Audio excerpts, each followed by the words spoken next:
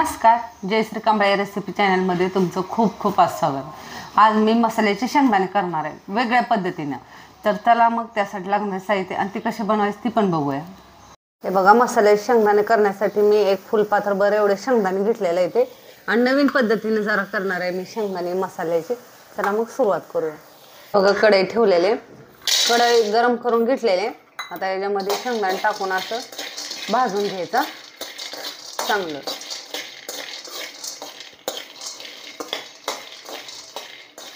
कमी गॅसवर भाजायचं।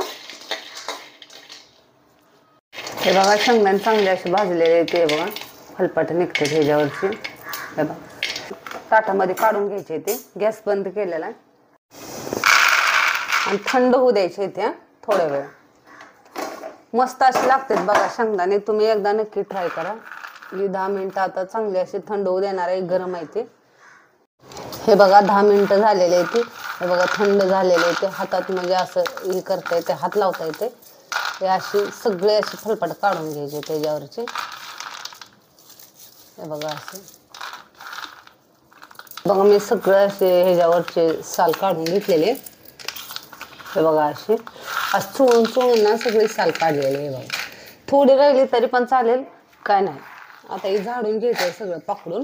हे बघा, सगळं असं मी पाकडून घेतलेले आहे ते। शेंगदाणे असे मोकळे झालेले आहे ते। आता याच्यात काय मसाले टाकून घेऊया। हे बघा, एक आणि थोडीशी अर्धी पळी इतपत मी तेल ओतलेलं आहे। आता हे शेंगदाणे ह्यात टाकून घ्यायचे ते। चांगलं असं मिक्स। आधी शेंगदाणे काय करायचं, त्याला थोडेसे परतून घ्यायचं बरं का। बघा, मी थोडंसं असं परतून घेतलेलं आहे शेंगदाणे तेलात। आता काय करायचं, याच्यात थोडीशी हळद टाकायची। जरा वेगळ्या पद्धतीने बनवायचं म्हणजे खायला पण मस्त लागते। थोडासा गरम मसाला,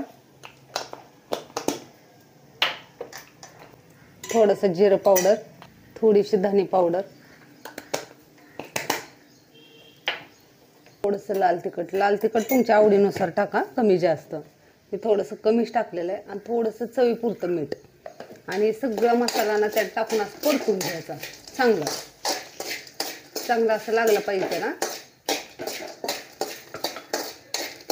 कमी गॅसवरच बरं का, जास्त फास्ट गॅस नाही करायचा। जास्त वेळ पण नाही परतायचं की मसाला करपून जाईल, मग खायला असं कडवट लागते। त्यामुळं लगेच बंद करायचा गॅस।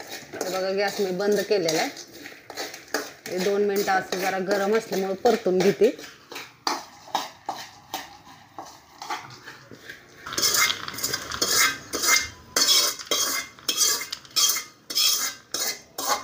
या मग खायला मसाले शेंगदाणे मस्त असे खमंग। तुम्हाला कसे वाटले मला कमेंट करून जरूर सांगा।